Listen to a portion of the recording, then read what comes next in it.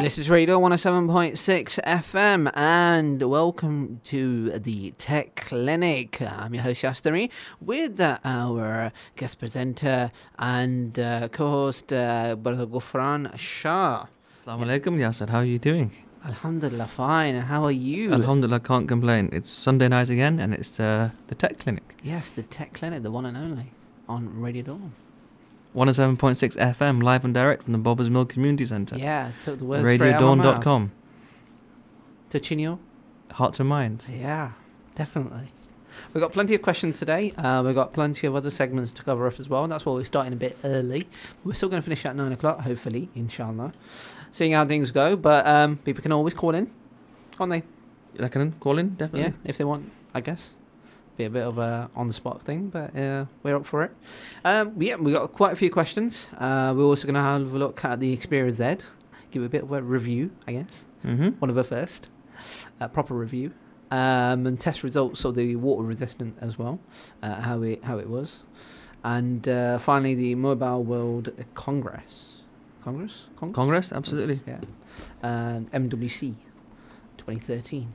So let's get started with the questions first, and then we'll go into everything else.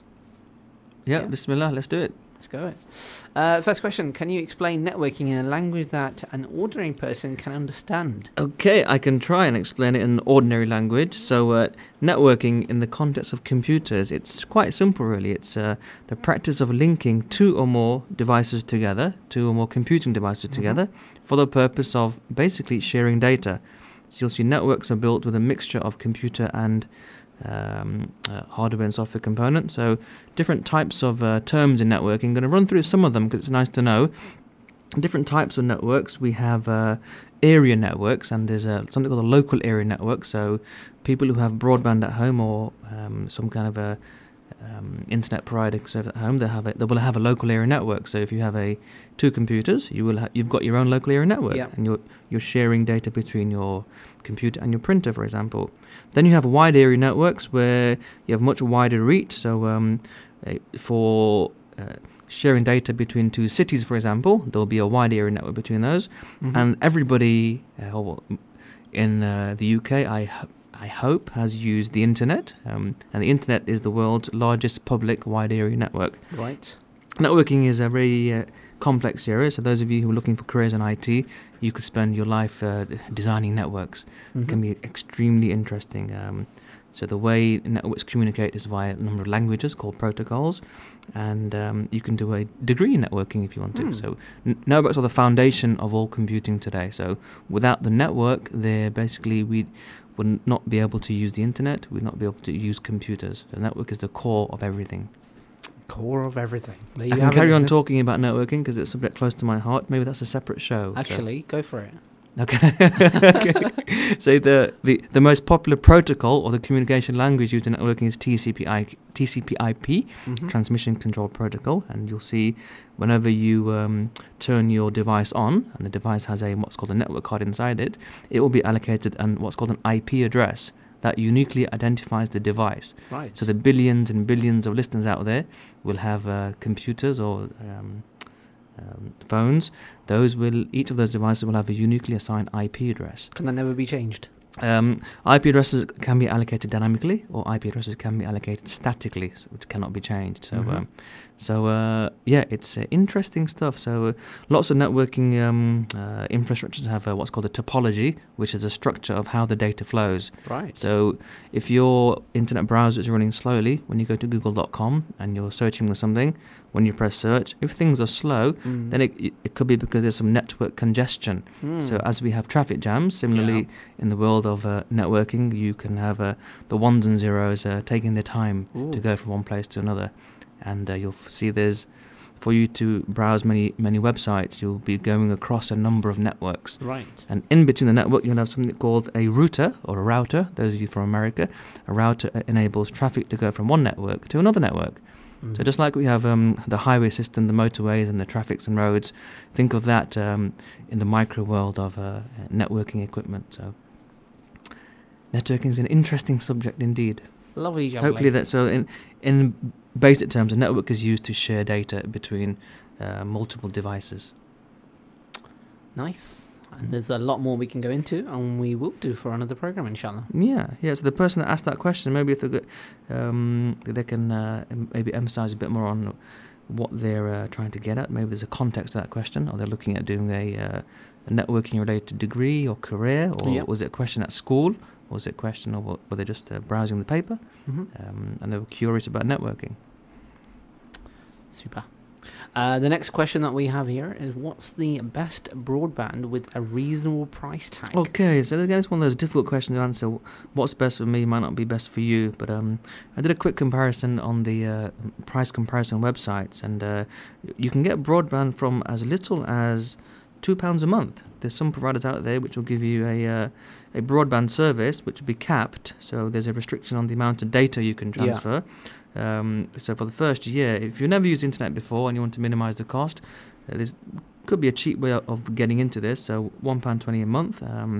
The speeds aren't that fast, 40 megabit transmission, whereas if you go to something like Virgin Media, they can give you 100 megabit transmission speed. So based on your requirements, all depends what you want to do. If you're just going to be a casual surfer, then maybe you want to go for the cheaper option. Or if you currently have a service provider for your telephone, some of the common companies out there, if you call them, maybe they can give you a package at a discounted price. The packages vary. There's always lots of deals out there, and you'll find you can get a better deal if you get multiple services from the same provider. So if you're getting your TV and your phone, and they may be able to offer you internet via broadband or using what's called ADSL. That's an option. It's a way of getting internet to your home. So things to consider are the speed and the amount of data you can transfer. So some of the cheaper ones, like this one that's £1.20, it sounds very cheap, but there is a limit of 20 gigabytes of traffic. Whereas the if you end up paying maybe £15 a month, you'll probably have unlimited. The average is around £10 to £15 a month for a reasonable service, good connection, and also good data transfer limits. Yeah, I guess even the unlimited have some sort of caps on them on a daily basis, but it's not the same as those cheaper options, is there? That's the thing, exactly. Super. Next question we've got here. Why have you gone all serious? That's it. Let's get the smile back into the show. I'm so sorry. I'll go back all smiley. Networking isn't that interesting, but smiley. Well, hey, Yasar smiling. Subhanallah. Smile. Smile is a sunnah. Obviously. Yeah. Alhamdulillah.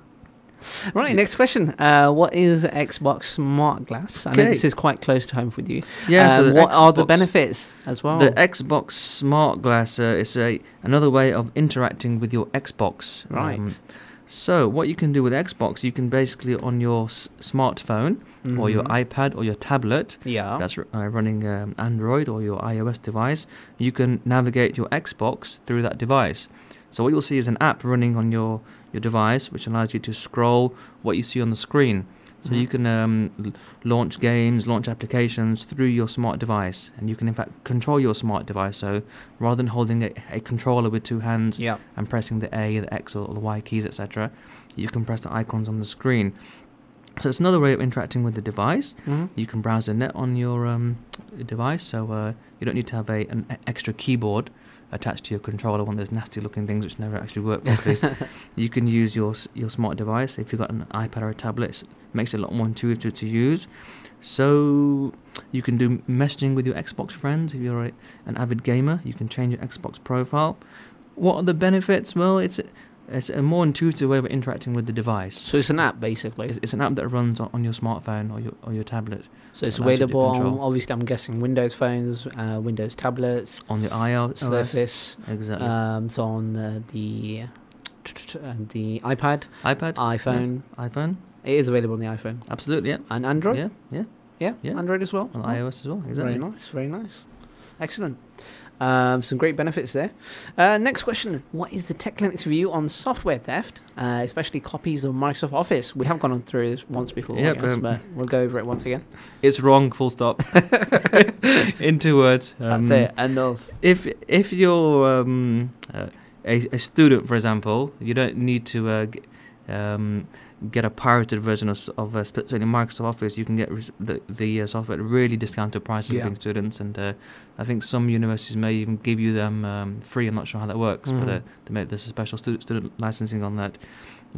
If you really need a word processor and you can't afford Microsoft Office, then go for an open source option, which is a free option, which is an alternative using that. So we have a question related to that later on. Exactly. So we've got a question about the free alternative. So yeah, there are free alternatives. We'll cover it in that.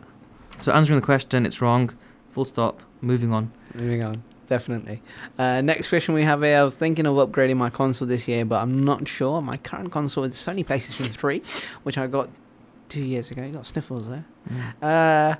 Do you think I should wait for another 2 years or get one when it comes out straight away, considering price, peripherals, and the longevity of the current console in the coming years? Interesting question, because he or she has the Sony PlayStation 3, which is the latest Sony PlayStation 3 console on the market today. Yeah. So today they've got no option to upgrade.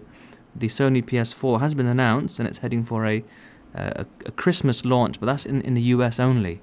So Right. Europe generally gets things afterwards. So we may find it's going to hit the European market sometime early next year, 2014. Who knows? That the European date has not been announced. Yeah. And that's the official line from Sony.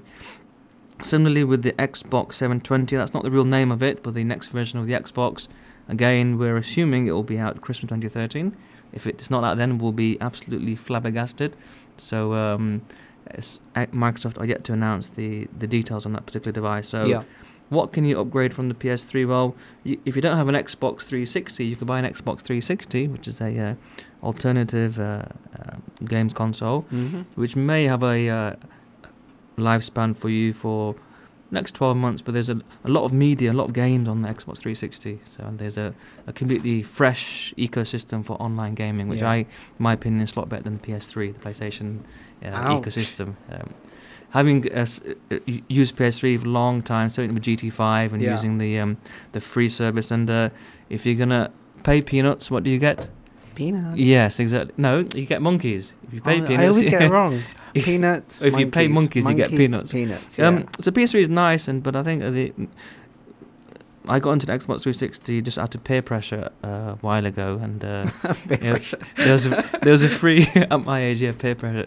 So there was a free 1 month trial that came with the console, and some packages gave you 12-month free Xbox Live Access, and the online experience is just amazing. Certainly with the in-game chat and having chat groups and directly having private conversations whilst you're playing a game. Even when you're not playing a game, you can have that interactive experience with the groups and colleagues. Saying that about the PS4, rumours have it, and a lot of stuff possibly might be coming true. Even the words that Sony have been letting out, really, is that the PS4 will have subscription as well, and most of the stuff won't be free anymore, because they've got Geica, I believe, is it? The streaming one which you can actually use on different devices and play games. Not just on the console, but on the go, kind of thing. So a lot of things are not going to be changing. PlayStation Plus, which is a service which you can pay for on the Sony PlayStation consoles, and you can get loads of free games and other things as well. Plus your saved games that can be uploaded to the servers, so you don't lose them. But a lot of that's not going to be worked on with PS4, as what rumours are. And from what I've been hearing, is that a lot of things are not going to be free anymore on PlayStation. Yeah, side. absolutely. So it's all moving towards this Gaikai cloud technology. So PS4, it's going to be more of a service-led offering. So what already Microsoft are doing, so pretty much going down that line. Yeah, sure. So pretty much the actual free Microsoft is pretty limited. Can't really do that much. So what the plan with Sony possibly is they'll have a number of packages where you can choose a level of membership, maybe gold, silver, platinum. Same again. So it's moving towards that streaming subscription service, according to Shuhei Yoshida, which is one of the main heads at Sony. I thought you were going to quote some random website then. That's why I like. Okay. Yeah, so upgrade. So they're thinking of upgrading. If they have a PS3, stick with the PS3. Wait till the PS4 comes out. It's only a year. Or go for the Xbox. Or start reading some books. Definitely. Get off the console. Get off the console, and then when the PS4 comes out, get the PS4, and then you'd appreciate it more because you'd have a good 10 months without a console. Maybe we can recommend ebooks as being tech clinic, or should we be recommending paper books? I don't know. Paper books. I prefer paper books. Paper There's something about holding a book, turning the different, pages isn't and smelling a new book, and receiving it in the post and opening it. And I wonder if people are finding it odd that we're actually doing tech clinic and we're recommending proper books over. I think technology ebooks. it should never be seen as a substitute for the normal or traditional means of communication. I'd really like to, and maybe Brother Usher can help me with this. I want to write a letter and send it to somebody via pigeon.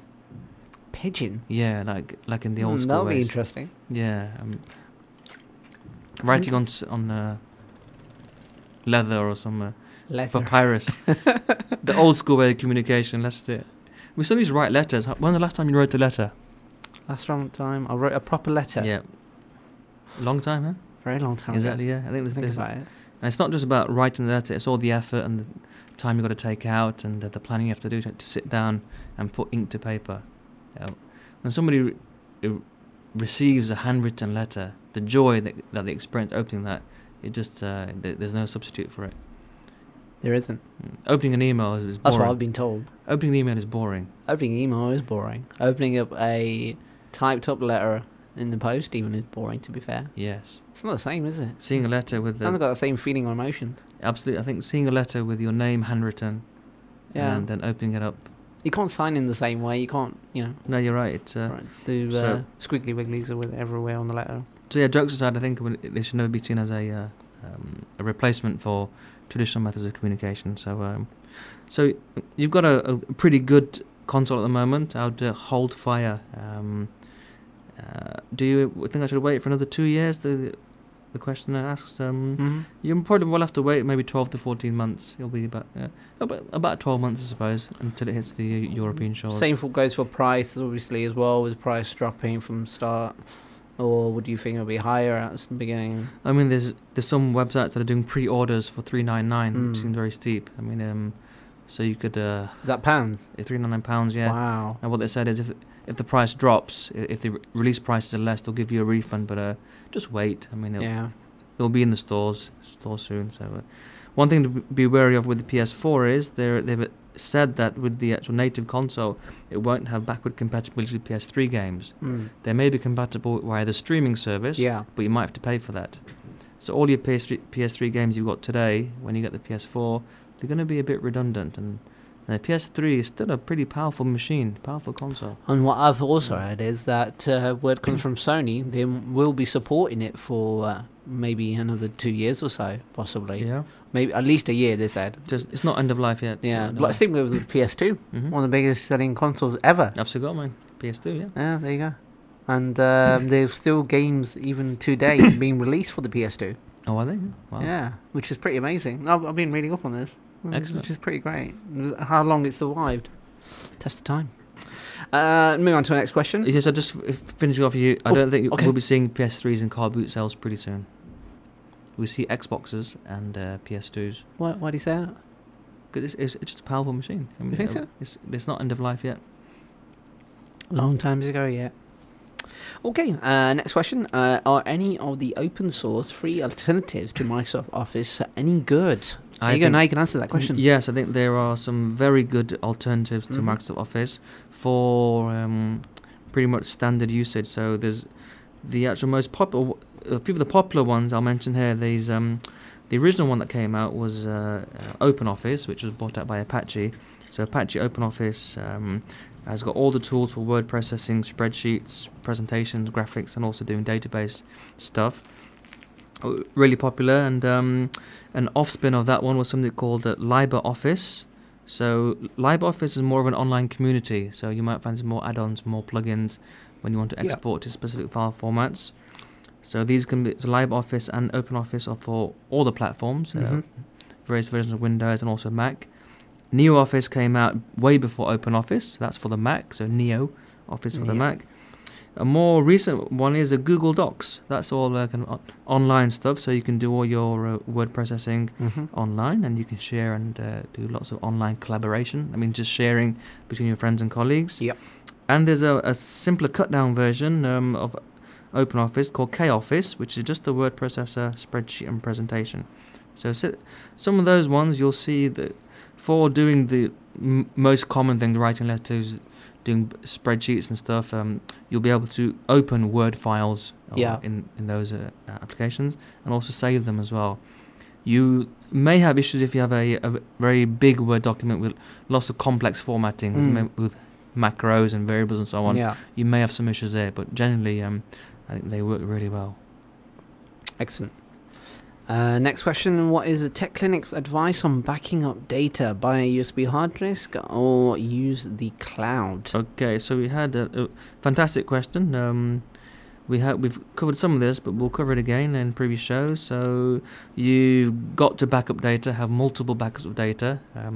So I think I would recommend a combination of USB and the cloud. We'll talk about cloud in a minute, but have a USB hard disk, and in some cases you might want to record onto writable DVD as well, or writable CD. So for mission critical data that's really important to you, you don't want to lose it. Maybe it's your wedding video, or you've been to some kind of event, you've recorded your favorite speaker, and you don't want to lose that. Have it on persistent storage as well, on removable media such as CDs and DVDs.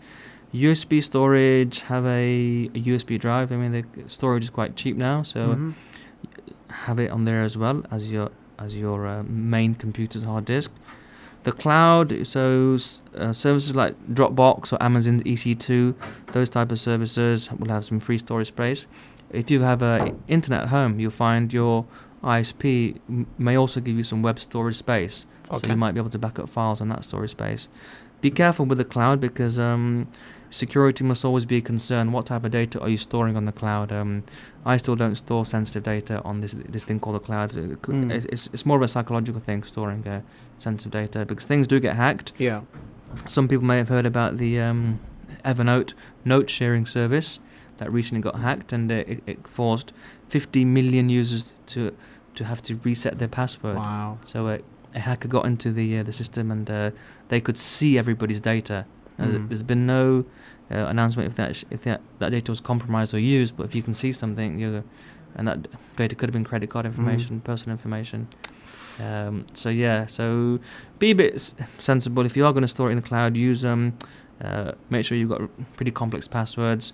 If you're using Google stuff, then on the Google Drive, etc., then make sure you've got Google's two-way authentication.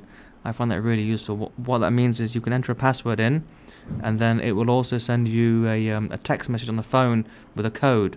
So whenever you have to log on to your Google account, you've got to have it from an authenticated device. If you're coming in from a non-authenticated device, such as your friend's computer, it will send a code to your mobile number.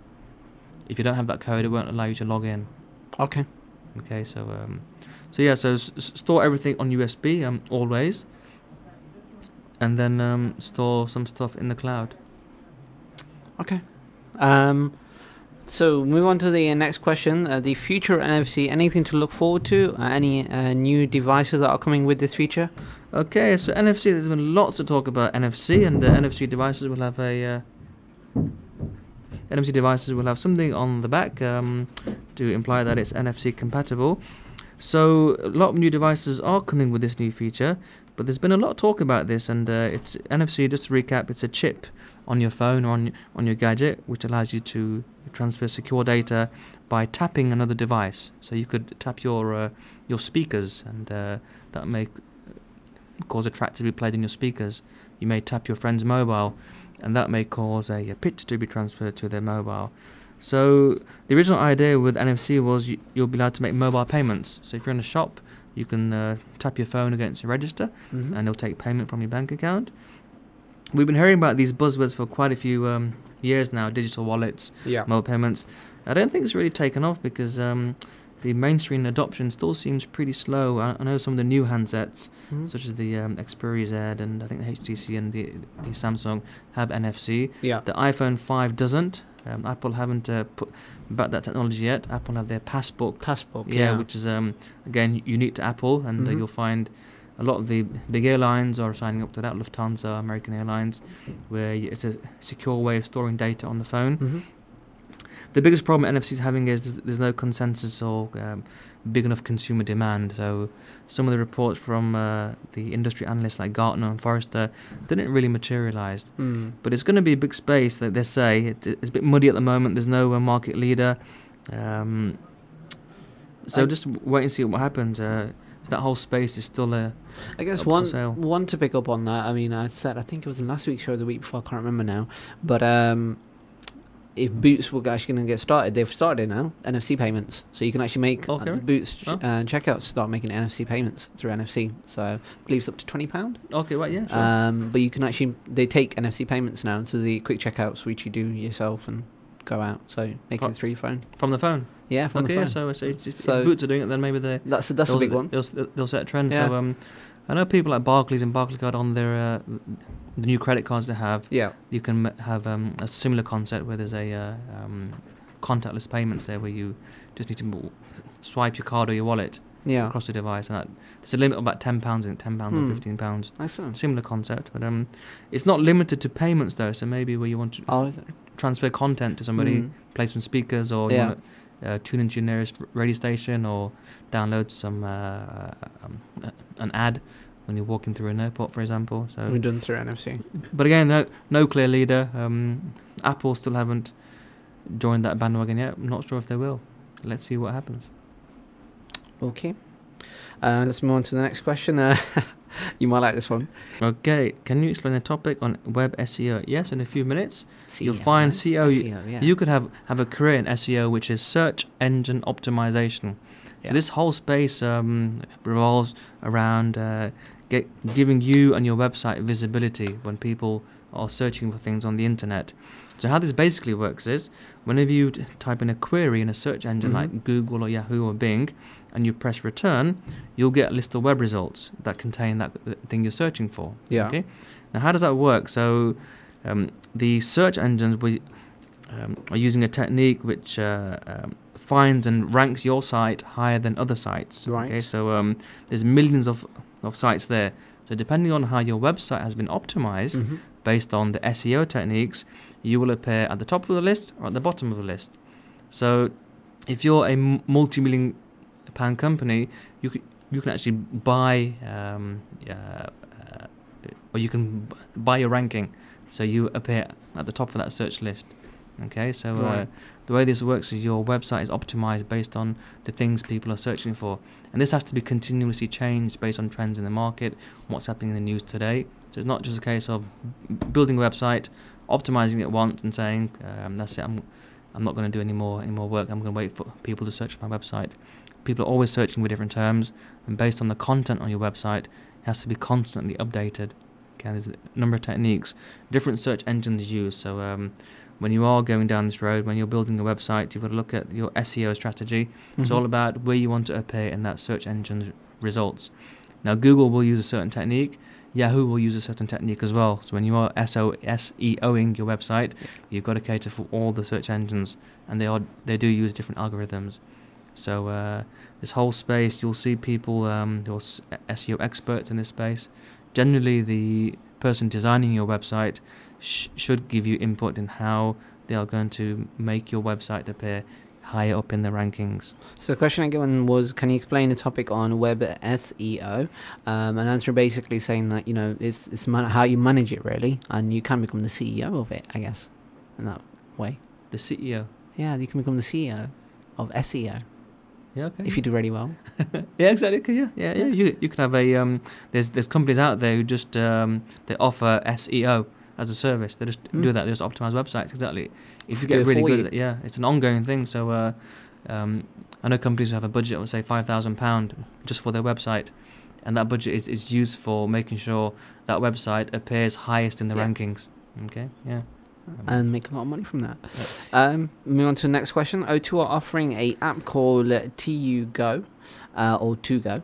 What is it? Okay, exactly? TUGo. So those of you who are on O2 monthly contracts, this is a way of allowing you to take your phone number and make calls from your phone number, from your phone, of course, also from your tablet, from your smartphone, your desktop computer, and your laptop computer. So TUGo is an app that installs on a number of devices, Mhm. Android, iOS, and that app allows you to call people to from that particular, or the app allows you to call people basically. Yeah. And the people you call, that call is taken from your monthly data usage.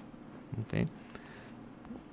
Yeah. Oh yeah, your monthly data usage. Okay. Yeah. So the only bad thing is if your device has to be on a 3G network.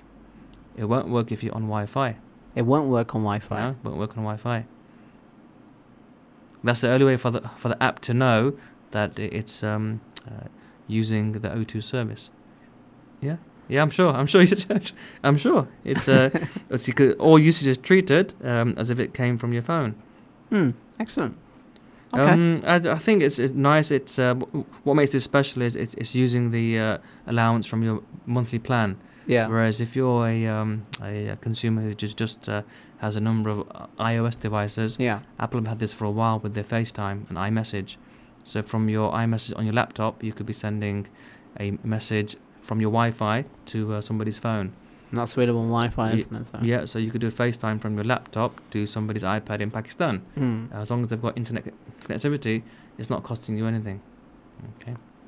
Skype have a similar thing, voice over IP, VoIP. So Skype to Skype is free. Skype to a telephone call or a telephone is not free, It's but chargeable. the call rates are quite competitive. So To Go is really it's a combination of VoIP, specifically for O2 subscribers.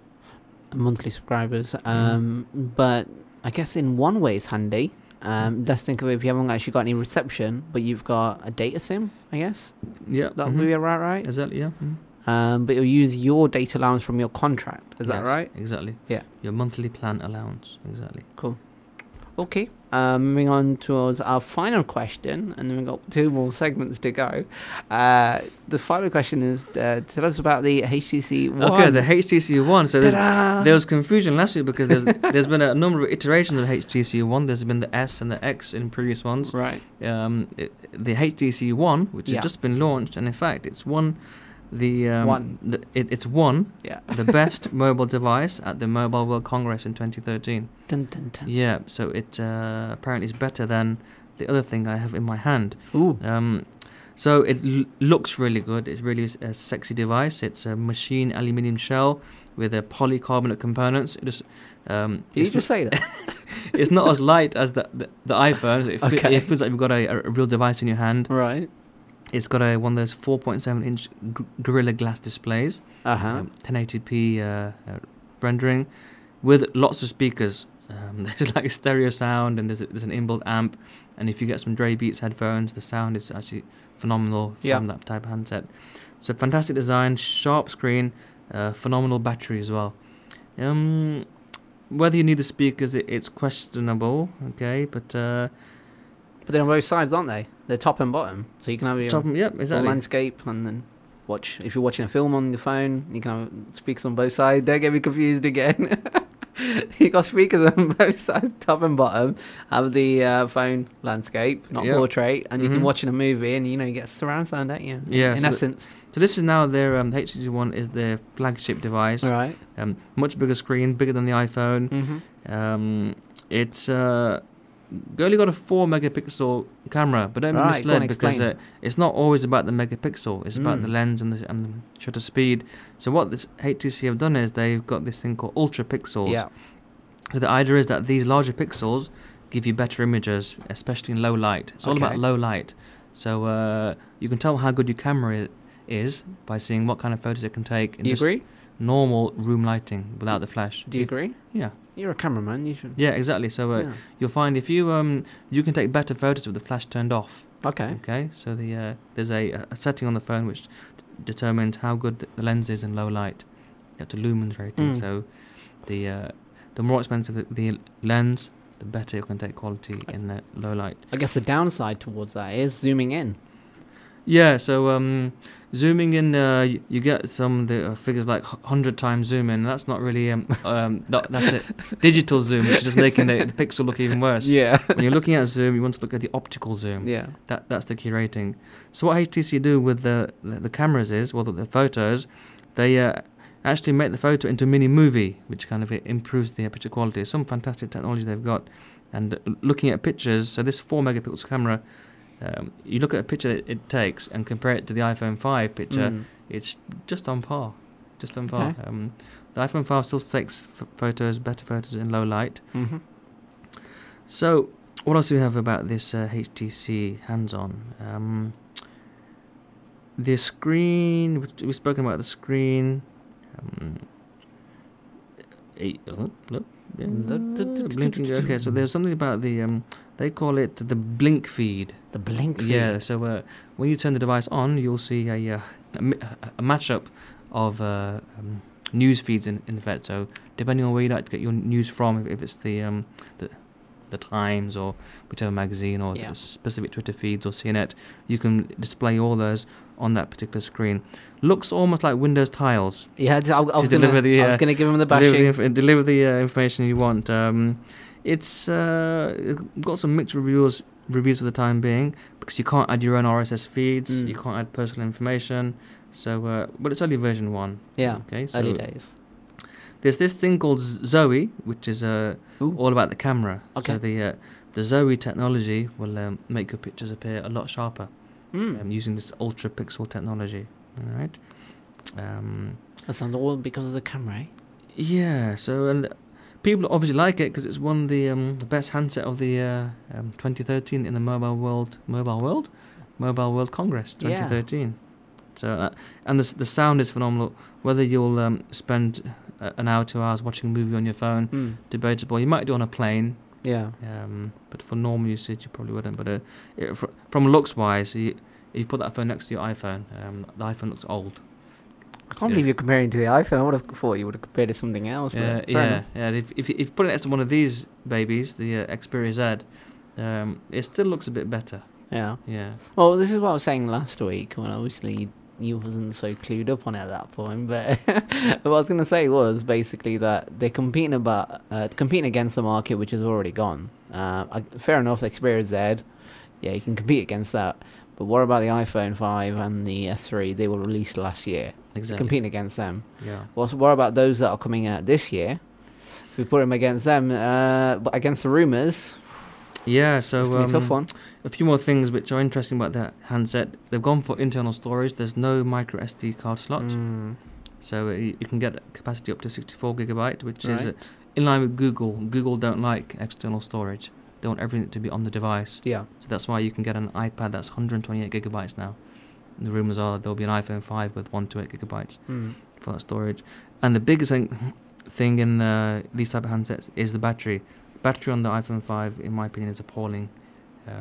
Heavy usage, it lasts about 3-4 morning, 8 till 12. By 12 o'clock, I'm at 40% battery. Okay, so I'm constantly charging my phone. Whereas the HTC is meant to have a pretty amazing battery. The Xperia Z has a phenomenal battery. My phone was on standby with moderate usage for about 30 hours. Nice. Yeah. But you're not heavily using it at the moment, are you, though, to be honest? I was for about 12 hours. You were? Yeah. WhatsApp was on, Bluetooth was on, Wi-Fi was on, Bluetooth was on. And it still lasted 30 hours? Yeah. Wow. Yeah. That's not bad. Do you know how big the battery is in the HTC One? It's 2300 mAh, which is good big. choice. So that will last in more than in previous HTC ones. So yeah, interesting handset. It's going to be released. I think some mid-March will be here. Yeah. 100%. Okay, that's it for all the questions and all the answers that we've fed back to you guys. We'll move on towards the next segment now. It's unbelievable how time goes by. We're still going to do it now. We have to. We promised. We're going to have to do it. Next segment is on the Xperia Z. Yeah, first review of a proper handset. We're going to look at pre-order. So I did a pre-order on the 14th of February, or was it 20th? No, the 18th of February. I did a pre-order. And you got it when? So on the 28th of February, I was expecting it. Right. It never came, so I was quite disappointed. And calling the operator, they said they're out of stock and they'll be here next week. So okay, stuff happens. Yeah. But to my surprise, Thursday evening, about 11 o'clock, I got an email saying your phone has been dispatched. Oh, It'll excellent. be here 8 o'clock in the morning. There And you it go. was 8 o'clock in the morning. So, That's good. and the phone we're talking about is the Xperia Z, of course. And Xperia Z. the Sony Xperia Z, it's the phone that's water resistant. Yeah, what we'll do is we'll cover two parts of this: water resistant results from the video that you posted, and the review of the old device. So Yeah, so let's do the actual device first. So that's what it is. Can you see? I can see it, but I don't think the We should have a webcam in the studio so the listeners can see. So we'll put up a bit of a video, I guess. yeah, so I've always been an iPhone user. So Yeah. comparing it to the iPhone 5, you can see, yeah, so that the iPhone 5 looks like a little baby. It definitely And the does, iPhone yeah. 5 even looks, dare I say it, a bit older. This just looks more slick in terms of the screen size, of course, the 5-inch screen. There's no buttons on the front or the back. There's only one button on the side, which is quite cool because it's in the natural position when you turn the phone on. How does it fit in your hand? It fits okay in the hand. I've got quite small hands, and I was struggling to type in messages with a thumb. Right. But I think those people with larger hands. It's got the corners which are like squared off, not rather than rounded off. It's nice. I think. You think it's nice? Really? Yeah, I like it. It's different because a lot of other handsets are looking very similar with the curved bezeled edges, and it's still thin. It's thinner than the iPhone. In fact, let me take my iPhone case off, and we shall now see, is it as thin? It's just yeah, it's about the same actually. Maybe it's slightly thicker than the iPhone. In fact, yeah, it's slightly thicker than the iPhone. Oh, at least we're honest. But it's heavier than the iPhone, which is nice. I find the iPhone a bit light. So the Xperia, when you turn it on, you've got this. I think it's part of Android. So you've got the facial recognition to unlock the phone. Oh, you got facial recognition. That's a nice touch. I can't believe you've got that on. That's quite cool. And then you've got the user. I think the big thing for me was the amount of customizable options in Android. He's seen the light. Coming from an iOS background, I like iOS because my parents can use it and it's a simple phone. Right. Some of the things on the Apple I'm missing, such as the Oh no. the weather app. Okay. The weather app on the iPhone. We're talking about stock apps here. The weather app it'll be location Stock dependent. Tell you where it is. Right. Wherever you are, it adjusts the location. Sure. The stock app here, I've got to actually enter in my location. Right. I'm really disappointed with that. Maybe there's an update with a new version of Android. It's just of course software based. So camera is very good. The speakers that came, or the headphone set that came with it, are phenomenal, and you can see I'm wearing them today in the show. I wanted to see how comfortable they were. But you got them on pre-order, right? Yeah, so I was quite fortunate. So I think the first 1,000 pre-orders get a free headphone. So I've had these on for about an hour now, and they're still really comfortable. Those of you who are into the headphones, if you're looking at buying Dr. Dre Beats headphones or these, get these. What are these? The ones I'm wearing, the Sony MDR 1R that come 1R. free. They come free with the Sony Xperia Z. And they were on pre-order, so they don't come with free with every. Yeah, Sony sure. Xperia If you there, just to make that clear. You can buy them from Amazon.co.uk or Amazon.co. Yeah. Or any other retailer. Yeah. They're good, but they're still worth over £200. I think £299 is the retail price. So Dre Beats are quite uncomfortable after an hour. It's a smaller plug. Yeah. So the phone, I'm quite impressed with the phone. It's solid, and the actual edge is almost like a dark blue edge. So it looked quite cool. Yeah. I was just as a personal view on my own, I guess. I was comparing that to the T, the previous Xperia. Don't worry, it's all right. The Xperia T. I'll just talk about it. It's all right. I'll just cover this bit off. And that was more easy to hold in your hand. And I thought I find this, even though I actually have an S3, an Galaxy S3, I find that to be quite uncomfortable holding in my hand. And I don't think they've actually put much into the design of it. That's my personal view. You reckon, yeah. I just think this looks like a bit of a slab. I think you're right. I think it looks really nice. Holding it is... Yeah, you're right. It looks very nice, but when you're holding it, it's like it's holding like a slab or something. Yeah, I agree with that. It looks like a slab. There's the one button on the right hand side for the right thumb, and underneath there's your volume controls, the up and down. But there's a big design flaw. Right. A really massive design flaw, which I'm really upset. So I experienced it last night. When you hold it, in your right hand, the right hand side and the corner is based in your palm. And I like to have a firm grip because it's Yeah. an expensive device. You don't want to drop it. Definitely. Now, if you're playing something or on a call with a speakerphone, Mm-hmm. your palm is covering the speaker. Okay. Why would you do that? So it's covering the whole speaker. There isn't. So like I'm playing some audio here and you can't hear it because I'm holding the phone tight. Holding it in the top now you can hear the sound. Because the actual speakers are on the right hand side. That's fitting into the palm. Why would you do that? So if I was left-handed, it'll be fine. It'll be fine. But Because the speaker's on the right hand the side. majority of people are right-handed, and they've designed a phone for left-handed. If I would be pleased with that. Yeah. But yeah, I think coming from an again iPhone background, it's a refreshing change. It's not going to be my day-to-day handset. Yeah. Because that speaker problem. But so the other thing, Yes, water. it's water resistant and dust proof. Right. Have you They put it to say- the test? They say it's dust proof. I'm not sure if is it fluff proof. I get fluff on it sometimes. What's the definition of I suppose it's So moving on. So one thing I don't like on the back above the logo, there's the NFC tag, Yeah. and it's right on the back just below the camera. So when you put your screen protector on, you see a bubble because it goes over the N. That's pretty See annoying. that? But that's there. Right? But it is NFC. So the first thing I did, I opened it. I filled up the sink with a plastic bowl of water, and I dropped the phone in the water. And the phone was on. Dropped the phone in the water. Tried to make a few calls, but that wasn't actually on the YouTube clip. Okay. We're going to be doing another one I left it in the water, dropped it in, turned it around, took it out, shook it, and perfectly fine. Perfectly fine. Yeah, you have to be careful because don't try this at home. Right. There are some flaps on the side for your USB charger, for the SIM card and the headphones. Those flaps have to be completely closed because there's some rubber seals there. If you keep them open and you get water in them, you might be in a bit of bother. And if you take it into a repair centre, they can probably tell water's gone inside because the white bits inside, that white bit inside, that will turn pink. Pink. Yeah, if you've got water in it. But we did it for the listeners, and I took a recording of it, and it's on YouTube. It's on the Tech Clinic Facebook page as well. But we're going to do another one, aren't we? Just a slightly longer one, hopefully.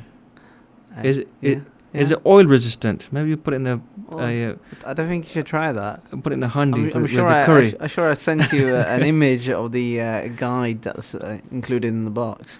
Dip it in some curry. Which tells you what's not actually If you want me to dip it in curry, can we have a caller? We're not going to caller wants me to dip dip it in curry. We're not going to dip it. Look, it's your handset and I'm defending it here. We're not going to dip it in the curry. It's not going to survive it. It might do. It won't survive. It might do. There's no chance. Let's see how many calls we can get if you want me to put my handset in some salan. This guy's serious. Curry. If you're not from a Pakistani origin, salan is curry. Please do not ring It's in like a soup. to tell him to do that. It's not really worth it. Or you can leave a comment on YouTube, I guess. But no, seriously. Do not tell him to do that. It's not worth it. Right, moving on to final segment. And quickly and swiftly, I guess. Yeah, we're running over time. So, Mobile World Congress, that is the one of the most important events in the mobile industry calendar. So, attended by about 70,000 people in Barcelona this year. They show all the handsets, and the big thing about this conference was Samsung did not announce the S4 because Samsung are going to have a separate dedicated event for the S4. Yeah. Which shows how seriously they're considering the S4. They deem the handset to be worthy of its own release. So this conference, lots of new handsets from different providers. LG had a new handset, Lenovo, there was the Xperia Z, of course. Big screens, there's a Samsung Galaxy Note, which is an 8-inch display. It's not really a phone, it's almost like a tablet. It is a tablet, like a tablet with a stylus. So, but you can make calls from it. Yeah, you can make calls. They will look quite funny holding an 8-inch device next to your ear. So Bluetooth. Have to use Bluetooth, yeah. So Asus had a phone pad. Again, that's a tablet with a 7-inch display. And you can hold it to one ear as well. So big the pad screens. phone. Yeah, big screens. Yeah. Sorry? Was it the pad phone? The Asus Asus pad phone. Asus phone pad. It's a phone pad. Yeah, the other way around. Asus phone pad. And of course, the HTC One, which won the award of the best handset in that event. So Ooh. people obviously liked the HTC One, of course. There was some interesting things from Firefox. Firefox are launching an operating system. Yeah. Why, I don't know. It hasn't received some positive feedback so far, but horrible. they're coming on the bandwagon behind Google and Apple. Google has their own OS, Yeah. and so do Apple. So that'll be interesting when Firefox release their own operating system. Well, I was speaking to a friend Yeah. about this. I think they're not even going to be competing against Google or Apple. They'll be competing against Microsoft Windows. That's their closest competition. Sure. They can't compete against the other two big boys because they're not even close to them yet. That's the thing. Long way And, to go. Long way to go. There were no big announcements from Apple or Google or Microsoft. Those American companies, I think they're And separate events. yeah, they focus more on America. This event was in Europe, in Barcelona. Oh, okay. Fair enough. And there's again a desperation of vendors to go or for NFC to go mainstream. Mm-hmm. This whole near field story, so they were trying to push for that, but still again waiting for a big buy-in from the big boys. There's some interesting screens, big screens. There's new operating systems. However, there's an operating system based on Linux called Ubuntu. Been around for a while, very mature, very stable. Some of the tablets are now using Ubuntu Touch. As an alternative to Android, iOS. Android and iOS. How's that going? Positive feedback, received some good results. Really? Yeah. So a lot of the new tablets. Does that take advantage of Android in any way, the marketplace, or not? Or any other marketplaces? Or has it got its own? It's its own. It's its own. Really? Yeah, its own. Wow. So there's some hands-on reviews there on the website. But Firefox OS hasn't received that positive feedback. So Ubuntu is actually on Nexus devices today. Okay, so it's on Nexus devices today. Yeah. So I think the new iteration of Nexus devices will have Ubuntu as their maybe the strategic platform. Huh. That's new. Ubuntu, based on Linux, it's received really good feedback on bringing Linux to the desktop. So you can get Ubuntu. It's free. You can download it, the desktop version, install it on your PC, and you have the power of a backend Linux with the aesthetics of a Windowsy type operating system. Yeah. Okay, and really good for learning and for schools. There's no licensing issues, so schools who want to get a new infrastructure that's cheaper than Microsoft certainly consider Ubuntu or a Linux-based platform. So digressing a little there. So what else was new in this? We had the screens were big. There's the Sapphire smartphone in indestructible screen. It's strong. So again, that's more technology going in there. Well, that's it really. So there's nothing groundbreaking really. There was just some nice things about. There's a spare OnePlus phone which is used for in emergencies. A small device powered by a single AA battery. You can use it in emergencies. You can store your emergency number, or you can put a SIM card in it, and you can have nine fast dial numbers. So tied in with the actual pepper spray that some women have in their handbags as a protection thing. Interesting. This could be a really good way of making sure your loved ones are safe, because taking out your phone and dialing a number can take a while. It might take 10 seconds, but having a device where you can just press a button and it calls the emergency services is just fantastic. So that was interesting. Yes, so tablets, more phones, screens are bigger. There's more integration with bringing humans and circuitry closer. There's some devices that have been released where they look at your eye movement, and based on your eye movement, they respond. So an Israeli startup has pioneered this technology where you're looking at what looks like a piece of aluminium on your wrist. It's like a massive wristwatch, and it's looking at your eye movements, and you can use that to control what you want to do. So maybe you want to check your mail by blinking, or maybe you want to log onto Facebook by looking to the left. It's tracking. It's quite Star Trek-y, but it's here today. And if you use Kinect or some of the Samsung smart TVs or the PlayStation R, you know what I mean. So we're going to see more of that. And also, a big thing was dual SIM phones. Lots of kind of fancy handsets with dual SIM phones. Or They've tried it so many times now, haven't they? yeah, then they've been around for a while, but the handsets have been ugly. Oh, okay. But now they're getting a lot smarter. The smartphones. Okay. And last but not by no means least, there's a powerful matte iPhone 5 wireless charger. So it's a wireless charging case made its first appearance. So you put your For the iPhone 5? For iPhone 5. They've already been out for the 4 and 4S, haven't they? Yeah. So this is quite cool. Cool. Okay. That's a wrap. That's it. That's a wrap. Yeah, we're all done. Mm. We're back on Drum roll. next week. Subscribe, YouTube channel. YouTube channel and Like us on Facebook. Like us on Facebook, and shall we do the curry test on the Xperia? No, we're not going to do that. I'd like to actually. I'm No, just curious. You won't be covered for it. You lose on a handset. You lose a lot of monies. So we'd rather not. Yeah, agree? Let's see what the listeners say. The listeners are not going to say anything right now. The listeners are going to stay quiet, and we're going to go home. It's tempting. I think I might just do it for a laugh. It's not. I'll put it in a dish of keema. We've got some keema at home. We're not going to win, am I? But anyway, thank you, Yasar. It's been wonderful as always. I'm a bit late now. So am I. But hope my wife and mother can be forgiving. Oh, inshallah. Inshallah ta'ala. So, next week, inshallah. Next week, more questions, please. More questions, please. And we'll be bringing you different segments. If you guys have any other suggestions, bring them forward to us.